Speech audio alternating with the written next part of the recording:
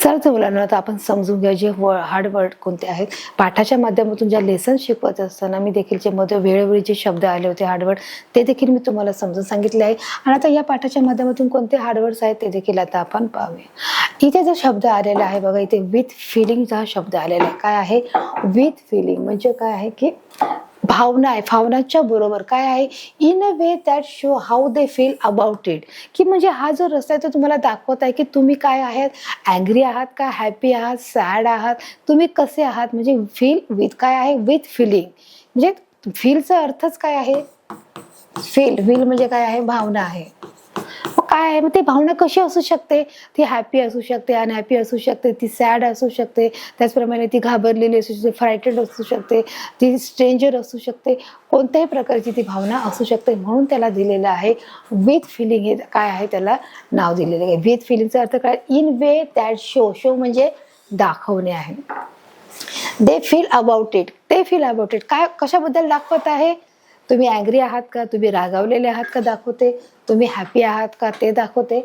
ॲटसिट्रा म्हणजे इत्यादी या सर्व गोष्टीच्या भावना तुम्हाला ही दाखवत असते. अथॉराइज बघा, तर जो दुसरा जो शब्द आहे जो पहिला शब्द झालेला आहे अथॉराइज हा जो दुसरा शब्द आहे people who are in a control. की अधिकाऱ्यांच्या माहितीनुसार अथॉराइज म्हणजे काय जे अधिकारी आहेत. मग people who are in control जे लोक आहेत ते तुमच्या अधीनमध्ये आहेत. जे अधिकारी त्याला आपण बोलतो ना की आपण एखाद्या ऑफिसमध्ये गेलो त्या ऑफिसमध्ये सर असतात किंवा त्यांचे बॉस असतात. मग त्या सरांच्या अधीनमध्ये जे त्यांचा जो पूर्ण स्टाफ आहे तो त्यांच्या कंट्रोलमध्ये असतो. की ते सर जे आदेश देतील त्या आदेशाच्या नियमाचं पालन करणं ही कोणाची जबाबदारी आहे, तिथल्या सर्व लोकांची जबाबदारी. आणि त्याला सर्वांना कंट्रोल कोण करणार आहे, जे सर आहेत ते कंट्रोल करणार आहे. आणि म्हणूनच इथे दिले अथॉराइज म्हणजे जो अधिकारी आहे. अथॉराइजला काय बोलणार अधिकारी. People who are in control की जे लोक ज्या लोकांच्या अधिकारामध्ये आहेत, स्वाधीन आहेत, अधीन आहेत असं आपण म्हणू शकतो. आता थर्ड आहे आय विटनेस. आय विटनेस म्हणजे काय जे प्रत्यक्षदर्शी जे पाहणारी जी घटना आहे की कोणीही घटना पाहिली किंवा एखादा भूकंप घडलाय किंवा एखादा बॉम्बस्फोट घडलाय किंवा एखादा आपण म्हणू शकतो अपघात घडला आहे की रस्त्यावरून जाताना गाडीचा एखादा अपघात झालाय.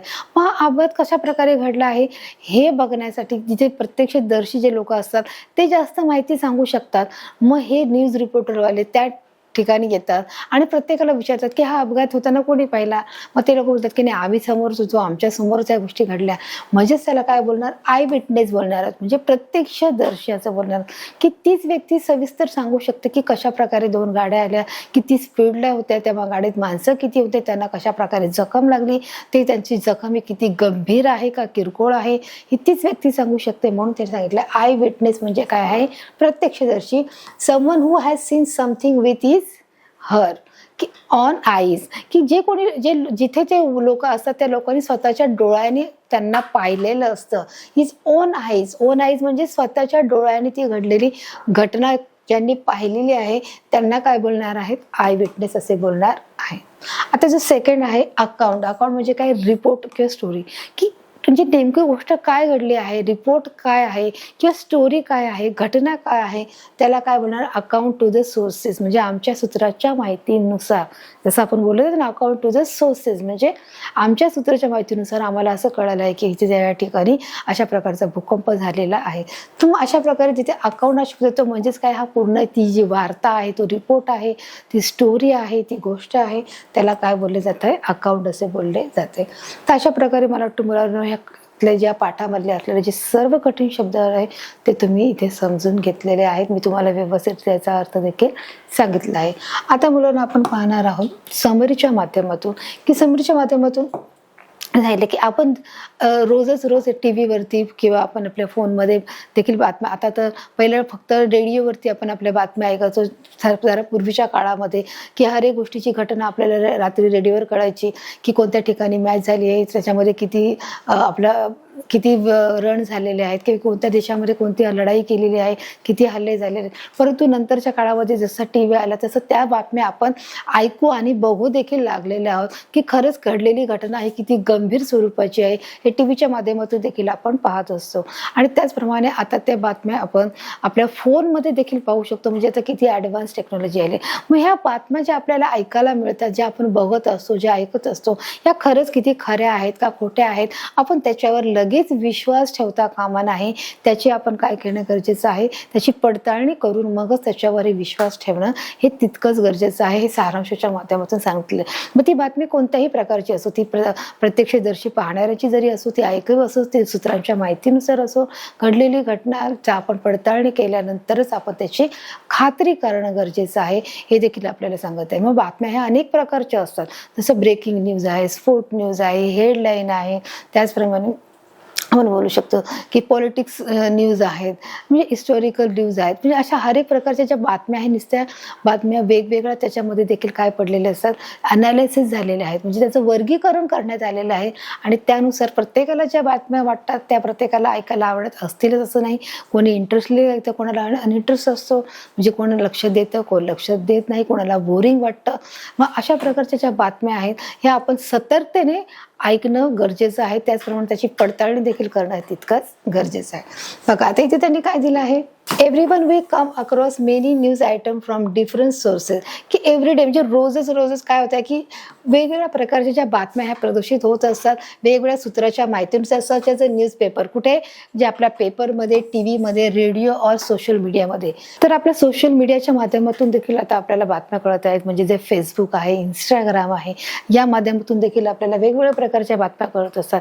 जी एकच बातमी असते ती आपली सगळ्या म्हणजे न्यूजपेपरवरती देखील असते, ते टी व्हीवर देखील असते, त्याचप्रमाणे आपल्या मोबाईल फोनमध्ये देखील असते. ते इंस्टाग्राम आणि फेसबुक ह्या दोघांवरती या बातम्या ह्या सतत येत असतात. त्या वेगळ्या आणि रोजच ह्या बातम्या येत असतात. कारण ह्या ज्या बातम्या असतात त्या कालच्याच बातम्या ही आज दाखवल्या जातात की जगभरामध्ये कोणकोणत्या गोष्टी कुठे घडत आहेत, या सर्वांची जी माहिती आहे ही न्यूज चॅनलमध्ये किंवा टी व्हीमध्ये किंवा रेडिओमध्ये, त्याचप्रमाणे आपल्याला सोशल मीडियाच्या माध्यमातून कळत असते.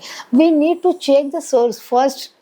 त्यांनी सांगितलं की तुम्ही आधी पहिल्यांदा ती चेक करा म्हणजे आपण त्याला बोलू शकतो की तुम्ही पडताळणी करा. चेकचा अर्थ काय आहे, तुम्ही आधी ती तपासून बघा, ते पहा.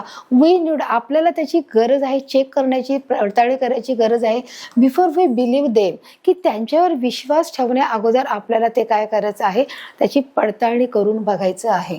We can trust the news material that offer more evidence, की आपल्याला खरंच ज्याच्यावर विश्वास ठेवायचा की त्याचे खरंच जर जास्तीत जास्त पुरावे असतील तर. मटेरियल म्हणजे काय केले, न्यूज मटेरियल, की जे न्यूज मटेरियलचे जास्तीत जास्त जर आपल्याला मोर एव्हिडन्स, एव्हिडन्सचा अर्थ काय आहे, पुरावा आहे. एव्हिडन्स म्हणजे पुरावा, मोर म्हणजे जास्तीत जास्त जर आपल्याला पुरावे मिळाले तर as it will be more specific and more transparence, की जर आपल्याला त्या न्यूजबद्दलची काय आपल्याला माहिती मिळते किंवा त्या बातमीबद्दलची आपल्याला जर माहिती मिळत आहे, तर त्या माहिती मिळाल्यानंतर आपल्याला जास्तीत जास्त पुरावे जर मिळत असेल तर ती बातमी अतिशय पारदर्शक होऊ शकते. ट्रान्सपरन्स म्हणजे अर्थ काय आहे, पारदर्शक, आणि स्पेसिफिक म्हणजे काय आहे, विशिष्ट आणि पारदर्शक ही बातमी होत असते. म्हणजे ही बातमी जवळजवळ खरी आहे किंवा याच्यामध्ये खरंच किती सत्यता आहे हे आपल्याला देखील कळत आहे. तर अशा प्रकारे बघा, या समरीमध्ये देखील त्यांनी सांगितलेलं आहे की समरी आहे. या समरीमध्ये त्यांनी सांगितले की तुम्ही कशा प्रकारची, तुम्ही जर तुम्हाला बातमी मिळाली आहे तर ती बातमी तुम्ही लगेचच खरं मानू नका. तुम्ही जी बातमी तुम्हाला मिळत आहे ती बातमी तुम्ही लगेच खरं मानू नका. त्याच्यावर विश्वास ठेवण्याआधी त्याची तुम्ही पडताळणी करा आणि मग नंतर तुम्ही त्याच्यावर विश्वास ठेवा. We can trust the news. तुम्ही आपण त्या बातमीवर लगेच विश्वास ठेवू शकत नाही. त्याचे मटेरियल भेटत आहे, जे बातमीचं ऑफर मोर एव्हिडन्स, जास्तीत जास्त आपल्याला जर पुरावे मिळत असेल, ॲज इट विल बी मोर, आणि जर ते आपल्याला तर ती बातमी अजून कशी ठरू शकेल, ती विशिष्टरित्या आणि त्याचप्रमाणे ती अधिक पारदर्शकरित्या ती ठरू शकणार आहे. तर अशा प्रकारे समरीमध्ये की जो आपला मेन पॉईंट आहे की कशा प्रकारे जी बातमी आहे त्या बातमीला आपण कोणत्या अंदाजाने किंवा कोणत्या नजरेतून घ्यायचं आहे. जर आपल्या समोर येणाऱ्या ज्या असंख्य बातम्या आहेत, मग आपण सर्व बातम्यावर विश्वास ठेवू शकत नाही की त्याच्यामध्ये किती सत्यता आहे. त्याच्या आपल्याला जास्तीत जास्त जर पुरावे मिळत असतील तर आपण त्या बातमीवरती काय करणार आहोत, आपण विश्वास ठेवणार. अन्यथा ती बातमी खोटी देखील ठरू शकते. आणि जर जास्तीत जास्त पुरावे मिळतात तर ती आधीच वैशिष्ट्य आणि ती पारदर्शक आहे, म्हणजे त्याच्यामध्ये कुठेतरी सत्यता आहे हे देखील आपल्याला क्लिअर होते. तर अशा प्रकारे मुलांना आपला जो हा पूर्ण जो पार्ट आहे, हा जो न्यूज अलायन्सेसचा हा जो पार्ट आहे तो आपला पूर्ण इथे संपवलेला आहे. मी तुम्हाला सोप्या भाषेत हा सांगितलेला आहे. या पाठाच्या माध्यमातून चित्रीकरणाचं स्पष्टीकरण मी केलेलं आहे. त्याचप्रमाणे या पाठातले आलेले जे हार्डवर्ड आहे ते देखील सांगितलं आहे आणि समरी देखील मी समजून सांगितले आहे.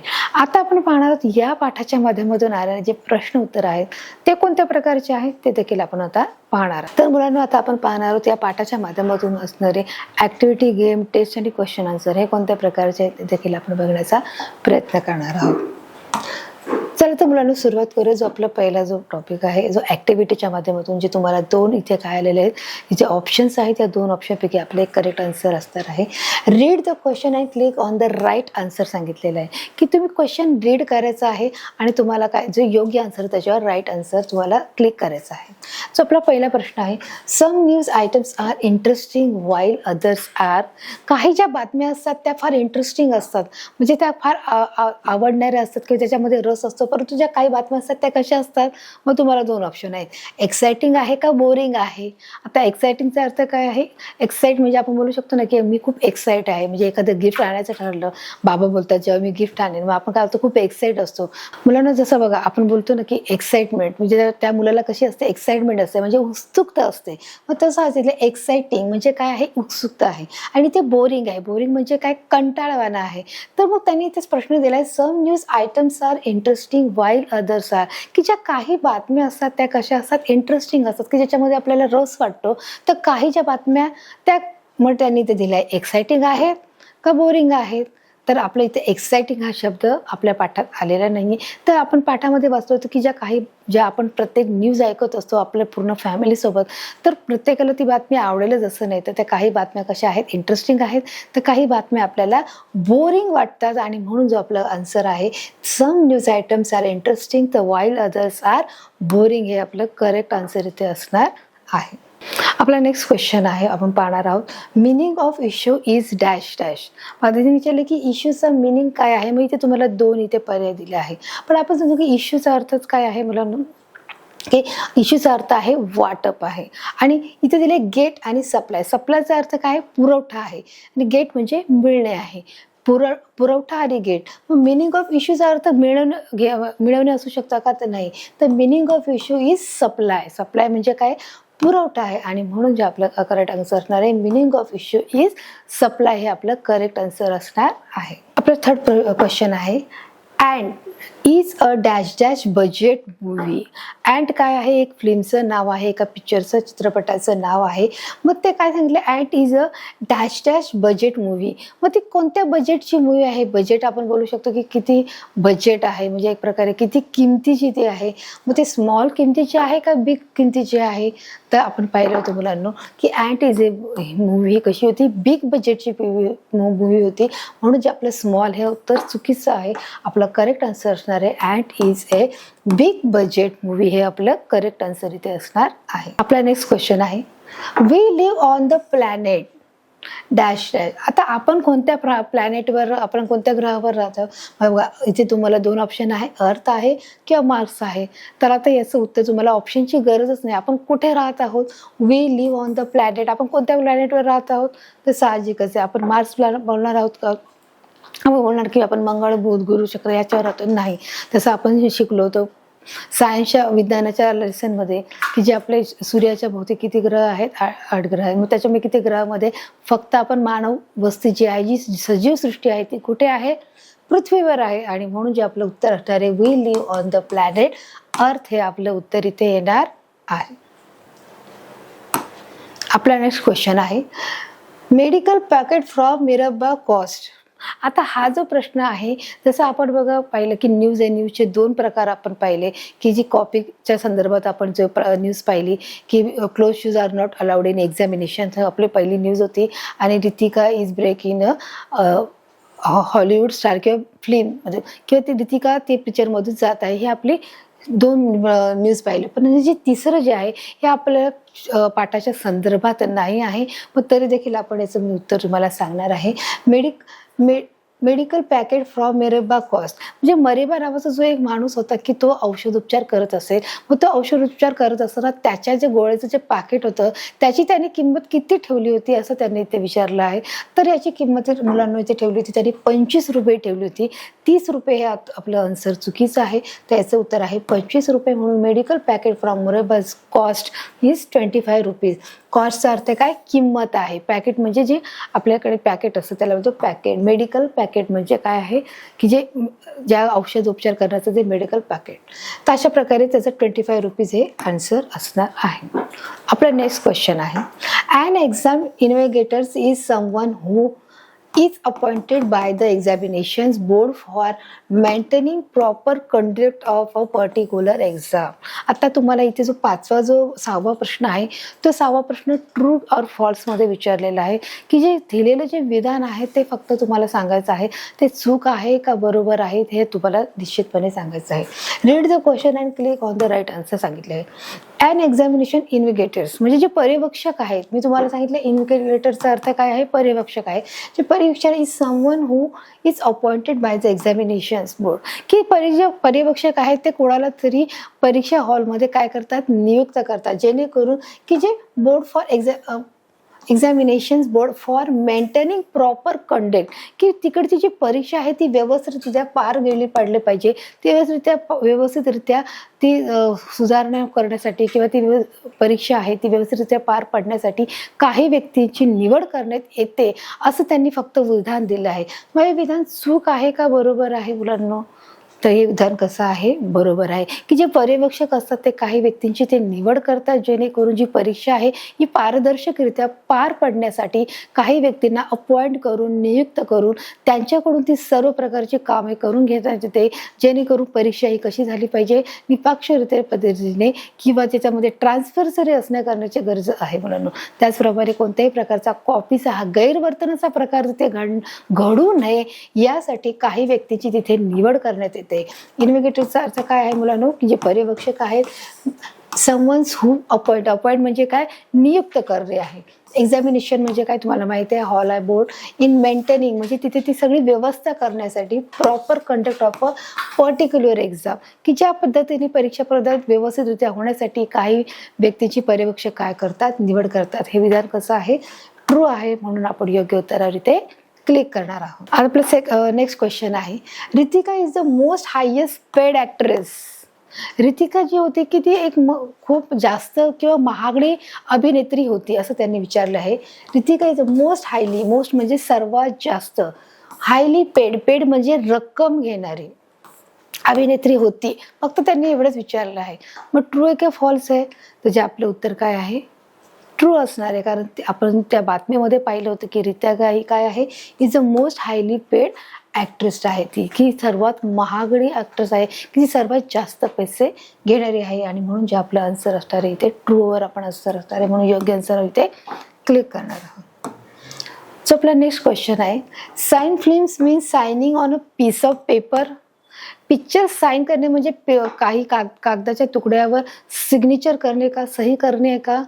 तर आपलं उत्तर काय इथे ट्रू आणि फॉल्स दिलेले. साइन म्हणजे काय आहे, सही आहे. फिल्म्स म्हणजे चित्रपट आहे. Means signing on piece of paper म्हणजे कागदाच्या तुकड्यावर सही करणे म्हणजेच पिक्चर साइन करणे आहे का असं त्यांनी विचारलं आहे. तर अर्थातच आपलं उत्तर काय आहे, तर ट्रू उत्तर असणार आहे. का फॉल्स असू शकतं का, की जर जेव्हा एखादी ॲक्ट्रेस पिक्चर साइन करते तेव्हा साइन करण्यासाठी त्याला काय करावी लागते, सही द्यावी लागते, सिग्नेचर द्यावी लागते, आणि म्हणून जे आपलं उत्तर आहे ट्रू इथे उत्तर असणार आहे. आपला नेक्स्ट क्वेश्चन आहे मुलांनो, today the world is facing is challenges like climate change, over population and epidemic diseases. बघा इथे त्यांनी हा जो प्रश्न आहे हा प्रश्न देखील आपल्या पाठ्यपुस्तकामध्ये किंवा आपल्या याच्यामध्ये कंटेंटमध्ये आलेला नाही आहे, पण तरी पण मी तुम्हाला याचा आन्सर सांगणार आहे मुलांनो, की आजच्या जगामध्ये की आपली जी परिस्थिती आहे, जे वातावरण आहे ते इतकं बिघडलेलं आहे की आपल्याला वेगवेगळ्या आजाराने, साथीच्या आजाराने आपण मनुष्य कसे झाले आहेत, आजारी पडलेले आहेत. ओव्हर पॉप्युलेशन म्हणजे वाढती लोकसंख्या आणि साथीचे आजार यांनी लोक ग्रस्त झालेले आहेत. मग हे विधान कसं आहे, ट्रू आहे का फॉल्स आहे? तर ही फॅक्ट आहे मुलांना की खरंच आजच्या जगामध्ये की जी लोकसंख्या आहे किंवा जे आपले क्लायमेट आहे, जे वातावरण आहे हे खरंच किती बदललेलं आहे, आणि वाढत्या लोकसंख्येमुळे आणि त्याचमुळे साथीच्या आजाराने लोक वेगवेगळ्या आजाराने काय पडत आहेत, हे बळी पडत आहेत. म्हणजे आपण त्याच्यामध्ये बोलू शकतो मलेरिया आहे, टायफॉइड आहे, हिवताप आहे, त्याचप्रमाणे कॅन्सर आहे, जे मोठे जे आजार आहेत त्या सर्व आजारांना लोक काय करत आहे, हे बळी पडत आहेत. म्हणून हे आपलं वाक्य कसं आहे, हे ट्रू इथे वाक्य गेलेलं आहे. परंतु इथे बघा इथे दाखवलेलं आहे व्हेरी गुड, म्हणजे इथे काय आहे, हे वाक्य आपलं बरोबर आहे. आता आपला नेक्स्ट क्वेश्चन आहे मुलांना, doctor Karnik is from Pune civil hospital. Doctor Karnik हा देखील जो प्रश्न आहे, हा देखील प्रश्न आपल्याला या कंटेंटमध्ये आलेला नाही, हा कंटेंटच्या बाहेरचा आहे. तरी देखील मुलांना याचं doctor Karnik is from Pune civil hospital, जे डॉक्टर कर्णिक होते पुणे हॉस्पिटलमध्ये होते का, तर याचं उत्तर काय आहे, ट्रू आहे. परंतु इथे काय दाखवत आहे मुलांना, इथे फॉल्स दाखवत आहे. पण हे उत्तर कसं आहे, ट्रू आहे. तर अशा प्रकारे मुलांना आपण ॲक्टिव्हिटीच्या माध्यमातून 10चे 10 प्रश्न इथे आपण सॉल्व्ह केलेले आहेत. आता आपण पाहणार आहोत गेमच्या माध्यमातून ते कोणते प्रश्न आहेत ते देखील बघण्याचा आपण प्रयत्न करूया.